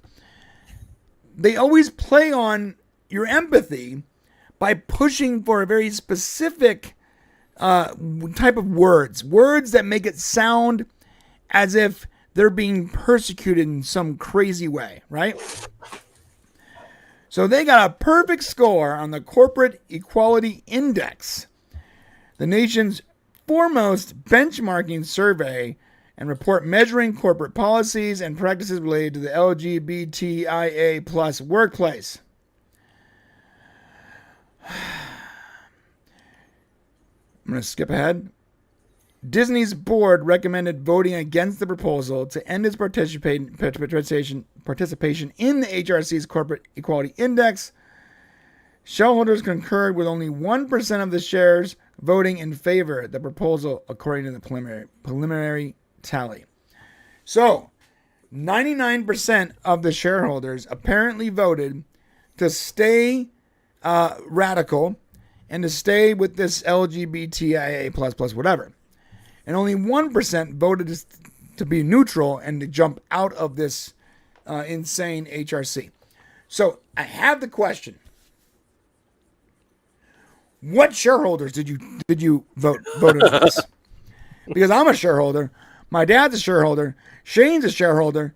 A lot of people I know are shareholders that would have 100% would have voted for this bill and against the HRC Corporate Equality Index. I want to know where to vote and who voted for it, because this makes no sense to me as a shareholder. I'm confused. You lived in Florida. What about that whole "Don't Say Gay" bill down there? Was that a big deal? What is that? The "Don't Say Gay"? You remember that? The "Don't Say Gay" bill? It was a Florida thing. So this is what it says right here. Parental Education Act, referring to Disney's opposition to the Florida's so-called "Don't Say Gay" bill. So first off, it wasn't a "Don't Say Gay" bill. DeSantis in Florida tried to pass a bill that basically said at a certain age group in school, teachers cannot be talking about their sexuality. So like in grade ages, kindergarten through 9th grade or whatever it was. Right. And they went ham over this bill. They're like, why are you saying we can't talk about gay things in school? Well, first off, you're a teacher. These are children. Stop talking about your sexuality to kids. Number one. Number two, the parents decide what you're saying. The parents decide what you're allowed to teach and what you're not allowed to teach. The taxpayers that are sending their kids to that school, you are not in charge of that. I know these teachers have this weird thing where they think that they are constantly the only power in the room, that they don't tell them what they can say and what they can teach. No, I'm telling you, as the parent that is sending my kid to that school and paying your goddamn salary, you will not talk about certain things. I don't want a straight person talking about sex with their wife or their boyfriend. I don't want a gay person talking about their sexuality or their identity. I don't want any of that happening in my school. I want my school to be teaching the basic curriculum to get them to the next grade. That's it. I don't need to hear about your personal life. I don't need to hear about politics. I don't want to hear about anything but the most basic of school grade topics. After that, shut your mouth. Stop 100%. bringing your flags. Stop bringing your identity and your messed up brain-addled issues into the classroom. It makes no sense to do so. So they lost their mind, and Disney had this whole walkout thing where they're like, well, to fight against the "Don't Say Gay" bill, we're going to walk out of Disney. And a bunch of employees just split. And Disney was like, all right, get the call-ins to come in here and do their job for them. Yeah. I mean, that's common sense, right? Right. It's common sense. Like your job is to teach a certain arithmetic. There's a certain, like every school has the state tests at the end of the year, or most schools, I should say. And so you're supposed to teach these kids, at that state level, because at the end of the year, they're going to have these state tests. So none of those state tests have sexuality, have anything to do with sexuality. It's all math, English, writing, that kind of stuff. So that's the only thing you should be talking about. It's like you get hired for an engineering job and they're talking to you about like how to fold clothes. It's like, what the hell does this have to do with my job? Is this training for what did I get hired for again? Yeah, what are you doing? Exactly. Yeah, my biggest problem is people keep saying how like we're getting like our kids are getting dumber. We're not getting good grades on tests. Testing is bad. People aren't passing. We're pushing kids along. They're not like they're literally graduating school and they don't have the ability to read or write properly and like basic things, right? Well, maybe part of that is that we keep including all these political activism things in our schools. Like Black Lives Matter. Like there's BLM flags all over public schools over here for a long time. I'm not sure about it now because my kids no longer go to a public school. But it was crazy with BLM flags, which is a total scam. Trans rights flags, gay flags, all kinds of rainbow flags all over the place. Huge like support for this like tiny little minority of people in their sexual identity. And it's constantly pushing this propaganda at underage, great, 8-year-olds and 9-year-olds and kids that can barely think for themselves, that don't even know if they want to be a human or a dinosaur that day, are being told by their teacher that they can be whatever they want to be. And like this authority figure that parents have told their kid to listen to and to obey. And now this person is talking to them instead about the things they need to learn to actually pass these stupid tests and learn how to write and read and all the things that come with school. But now they're even more confused. And they have this person of authority that parents have told and educated their kids and taught their kids to listen to, telling them to question their own identity, their own sexuality. No kids should be learning about sexuality at that young age. None. And no kids that are already confused should be further confused by adults that are basically paid babysitters, paid to teach them basic school topics like arithmetic, history, things that help them pass tests and eventually get maybe into a college or a trade school to get a job. We don't need to be learning about anything but those very particular topics. Anything outside that is outside your purview, and you shouldn't be discussing it with children, especially not kids that don't belong to you. They're not your kids. True. And I think a lot of the people who are pushing this stuff don't have kids, so they don't really understand. Well, they can't. They can't actually have kids biologically, right? Fair enough. But that's why they don't understand why like parents get so upset. And listen, my sister doesn't have kids. She has a cat. And she talks to me like her cat. She calls her cat her daughter. And then when I say certain things are happening with my kid, she tries to sympathize that she knows what I'm going through because she has a cat. And it's like, okay, but she doesn't know that feeling of having your own child. And, you're literally responsible for this human being to grow up, have a good moral compass. And so all these it's other not things just feeding and keeping it alive, bro. It's more than that. Like taking care of a child, raising a child is not just keeping it alive until it gets old enough, right? There's so much more to it, right? Bro, I had a dog before I had kids. I gotta say, it's completely a separate thing. My dog is so low effort. I feed it, I pet it, I take it outside from time to time. It licks me, it sits in my lap, it doesn't really bother me much, right? My kids, on the other hand, they have thumbs, dude. Yep. Like opposable thumbs. They can open doors on their own. Right? It's not the same thing, dude. Well, you got to keep them leashed just like your dog. No, just kidding. It's a wild thing. Yeah, it's funny because I have friends too that only have pets, and they do act like they're children. Like they do the same thing. Like they call them like their daughters and their sons or whatever. My daughter Wiggles. And you're like, your daughter's name is Wiggles? Wiggles took a shit on the couch. What? Stop it. Stop doing that. Don't do that, okay? Yeah. So I think that's part of it is like, okay, they don't understand what it is to be a parent. They don't understand the responsibility that comes along with being a parent. Because, and kids are very malleable. So if you have a teacher up there who's preaching about LGBT or whatever it may be, and they're good speakers and they're confident, a confident speaker can pretty much listen. A confident speaker can convince you to buy timeshare when you have no interest in timeshare. 100%. You know what I mean? And you're a full grown adult. Yeah, I've been now there. You take these kids, you get somebody who can speak well and is passionate, right? They're very passionate about their community. Right. Rightfully so, right? It's your community, whatever. They can go up there and they can change kids' mind just based off of their confidence and the way they deliver the message and things of that nature. So yeah, it's basically very a sermon. It's very dangerous. Isn't that why ISIS, and this is like way, ISIS and LGBT, I know, are nowhere near each other. Didn't ISIS used to like train kids when they were very young? Like they would give them guns when they were like 9, 10 years old. Most warlords, ISIS, any of these like, fascist groups like African warlords and all that, they literally, they will train the kids from a young age, 10 years old. And they'll indoctrinate them to use the weapons and to be their soldiers. And they grow up and all they know is that individual identity. It's essentially grooming. It's the same thing. Yeah.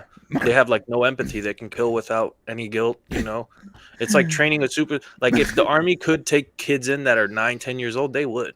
They 100% would. I'm sure they would. By the time they're 18, 20, they have no empathy left in them. They are just machines, killing machines. Like if they could get away with doing that, 100% they would. But obviously, any parent with common sense is not going to send a 10-year-old to the army. But, right. By the way, we're not saying that the LGBT community is like ISIS. No, not at all. Not at all. But it's true what I was saying, though, as far as like the age, how malleable they are and stuff like that. I wasn't comparing. No, but yeah, they're very naive, easy to indoctrinate, easy to, teach and to mold. That's what they are. Like that they're kids. That's the point. Again, they don't know what they want to be that day. Today I'm Spider-Man.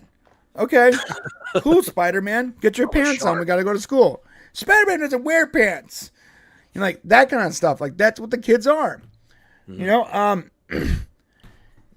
until they get a little older, they don't really know what they're doing. And that's the whole point. Like they need to be trained by people that are kind and willing to educate without propaganda and without, indoctrination. And if you can't do that, if you're a teacher that can't teach kids unless they can teach them the right way to live, then you should not be a teacher. Straight up. And the Department of Education, we talked about this last week, was gutted and this is one of the reasons I think it was gutted, because its entire job was to basically follow DEI initiatives and to make sure others' kids were following DEI initiatives. And so the Department of Education has all this money to hand out to state-ran school and state school, different schools across the country, and they're going to hand out that money to schools that are following their MO, that are following the DEI MO, hiring gay people and trans people and whatever. And so that's why you see this huge influx. Because when I was a kid, I don't remember any teacher throughout my entire childhood or high school life being gay or trans or anything other than whatever they appeared to be on the outside. And there probably was some gay teachers. There might have been some, for sure. Yeah, and then you used to go into the classrooms, and let's say you were in history, there'd be posters of historical figures on the wall, not certain flags or things like that. Like everything in the classroom had to do with the subject at hand. So if it was history, it had historical things. If it was a math class, you see multiplication tables and division tables, things of that nature. Now it's like these teachers are like, I'm going to put my own personal touch. But nobody's coming here for your own personal touch. Right. Stop it. Like teach my son how to do math and then put your personal touch on your car or in your house. And, right. This is work. This is work. You have a job to do. This is work. You have a uniform. Wear your uniform and shut up. Exactly. And like when you become a teacher, you almost sign like a social contract where it's like you have a specific job to do and you're getting funded by taxpayers. So it's not your show. Yeah. It's the parents' show. You have show. a strategic thing that you were put in place to do. So just do that. Yeah, it doesn't seem very hard to me. But that's why I think that's one secret reason that the Department of Education was gutted, because for the last like 30 years, it has been really ramping up and rewarding schools that hire those particular types of teachers because that's where the federal grant money is. And so people are tripping out like, I can't believe they gutted the Department of Education. Look how bad our testing is. Look how stupid our kids are. You're like, wait a minute, that's the point. They gutted the Department of Education because it's not working. Whatever they're doing is not working, clearly. So let's stop spending billions and billions of dollars on it and find a better way. God damn, this is not rocket science to me. Someone said on the during the interview on Fox with Elon Musk, they're like, it's not rocket science that the government is wasting money. It doesn't take a rocket scientist to know that the government is wasting money. And he's talking to a room full of like rocket scientists that are there now just trying to figure out why the government's wasting money. It's laughing my butt off, dude. All right, well, that's what we think about this. What do you guys think about it? Hit the comment section below. Hit the chat. Let us know. What do you guys think? I'm not even sure what started this. Oh, yeah. The Disney. The Disney shareholder. Kind of circle back to the Disney thing. I think neutrality would be in their favor. Doesn't mean they're abandoning the community, right? They still have their, like I know Disney, I'm in Florida. I know Disney in Orlando has like Gay Week, right? Where they celebrate Pride. And hey, that's okay. You have a whole week dedicated to it. Go for it. And you can still have that and be neutral, right? They weren't always so crazy into this thing, but it seems over the years they've just been like abducted and they're being held at gunpoint, and it's almost like they try to set the standard, but the standard's been set and now you're superseding the standard. Right. Wizard Life says schools have been going downhill since the Department of Education was created in 1979. Yep, that makes sense. That's pretty much when I started going to school, 1980 or 1984. Yeah. Yeah, because its creation was not designed to help schools. Its creation was designed to mold schools in its weird political agenda-driven image. That's why. So we waste money and we make schools worse. So yeah. So when you say why did President Trump gut the Department of Education? Well, there's a reason. Look at what they've created. Look at what they've done since 1980. Have they been successful in anything? Or have we slowly gotten stupider as years went on? Has schools slowly become even harder to go to? Packed with kids that are being held back 3 and 4 grades sometimes. They can't even get through they can't even write their name at the top of a test. They're so completely lost. And they can't even read or write. But they know exactly what one of their 13 genders are. Makes no sense. Stop it. All right. All right, we're going to go out on a little meme review. I only got a couple memes to share with you. You're going to like this one, I think. This is sort of a long one, but it's worth it, I think. This is from hashtag walk away movement. This guy trapped a couple hyper liberal white women. Some of these white women are the worst. White women in their own crazy backwards ideology in real time, and I thought it was pretty brilliant. Black women are probably the least respected in America. Their voices aren't heard. Their issues aren't paid attention to. Many white women look beyond their own personal interests, and they leave black women out of the conversation. And I think America needs to change about that. What are we not trusting them to do right now? How to care for our country, how to care for each other, how to stand up and fight for things that aren't right. Millions of black women voted for Trump. Should we trust them? I'll take your she doesn't know. I don't think that's true. Millions of black women voted for Trump? Way too many. It is. Should we trust them? I don't know. Maybe not trust black women then. That's not true. I do trust black women. Who'd vote for Kamala Harris? I think he wants to know if I trust the black women who voted for Trump. I think they voted against their own interests, so it's really hard to put the idea of trust together with someone who is continuing to vote against themselves, right? So it sounds like they don't have very good judgment. Yeah, I'm not sure that it's not having good judgment. I don't think they necessarily can't answer. connect the dots, and I do. Think He's they're leading stupid. them where they No, need to they're go, not so they can't stupid, figure it But out. I think it's. No, I'm just asking because. But it is hard to trust people who are stupid and have bad judgment, right? And black women who vote for Trump are stupid and have bad judgment. Oh, we did not say that. Nope. We did not say that. No. They don't connect the dots, and so they're looking at only certain things and thinking that's important, and not connecting the dots. It sounds like those black women need to be educated by white women like you. Yeah, not true. They just need a good white woman to come in and tell them what's up. You're putting words in our mouths again, and you're trading it.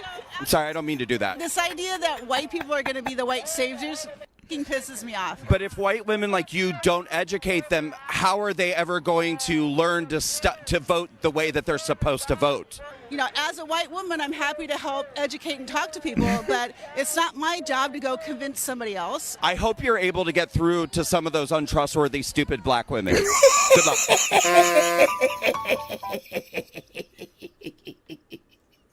They have no answer to the argument, you know? It's like once you start probing them and asking them just common sense questions. Right. They don't know what to say. They're like, oh, no, I didn't say it. You're saying not trust. I'm like, no, that's not true. You're saying white women need to educate. I'm like, no, we're not saying that. They're just stretching out the whole time. Oh, man, I love that so much. And here's a non-political, good old red blood American meme that everyone can get behind. And we'll end on this one, okay? 'Cause I think this was one of my favorite this week. Directed by Michael Bay thing. I love this trend of the Michael Bay at the end. It always gets me. I love it so much. What? By the way, that's from Transformers. They've just been a meme now. It's so good. All right, man. Well, that's the show today, my friends. I want to thank you, JC, my boy Sosa, for being on the show today. Thanks for filling in for Shane. Not Shane, JC Sosa. I got you. Got all of you. Where can people find you, my dude? Nowhere. I'm nowhere. I'm here. I'm there. I'm all around. I'm outside your window. I'm going to look different, guys, next week. I'm going to look a lot Look more behind like you. Check your closet. You're at the ATM right now. Yeah, I'm just I knew happy it. for the opportunity. Thanks for having me. I was happy to fill in. Usually I'm in the audience, but today I was in the booth with the wizard himself. Well, I appreciate that. Yeah, as Drew said, it was great having you, JC. My dude. Thanks, man. Thanks, Drew. Appreciate you guys supporting the channel. Hey, go ahead. I was just going to tell Drew, he says he hasn't seen many kids on a leash lately. Go get a leash, man. Easy. If you want to support the show, besides giving us those sweet super chats and memberships, you can hit that join button below or go to mixtees.com, click on YouTube apparel exclusive, scroll down to the BRANE Show right there, and buy one of our sweet products. Use coupon code BRANE for 20% off and support the show. Plus, you can get my sweet hat. By the way, I sent that exact mouse pad to JC. How is that mouse pad, bro? It's great. My son's actually using it. Train him right, dude. I got him. I got him a computer for Christmas, and he didn't have a mouse pad. And you had sent me that one, but I like the big one. You know, I like the big mouse pads. Right. But anyway, so I gave it to him. He's using it. Yeah, it's pretty. $15. Support the show. We get at least half that, so it's easy money in the bank. And if you want to subscribe and you're watching this and you're not subscribed for some reason, maybe you don't like our politics, I can tell you this: we might not agree, but we will always approach everything with as much logic and forethought as we can muster. We will never look at a story and ignore facts because we don't agree with them. We will never look at something from a biased point of view. We don't read something to confirm our biases. We read and research things based on an educated point of view. And so we try to bring those stories and those thoughts to you from that perspective. You don't have to agree with us to hang out and have a conversation with us. And if you disagree with us, feel free to say so in the comment section, in the chat, whatever. Look, we actually reply to like everyone all the time. And we will probably have that conversation with you, assuming I see the chat. So hit it hit the comment section, hit the chat, and consider coming back next week. Same bat time, same bat channel, 12:30 p.m. every Saturday, as long as I'm not sick. I'll see you then, JC. Thank you, guys. Adios, muchachos. Here comes the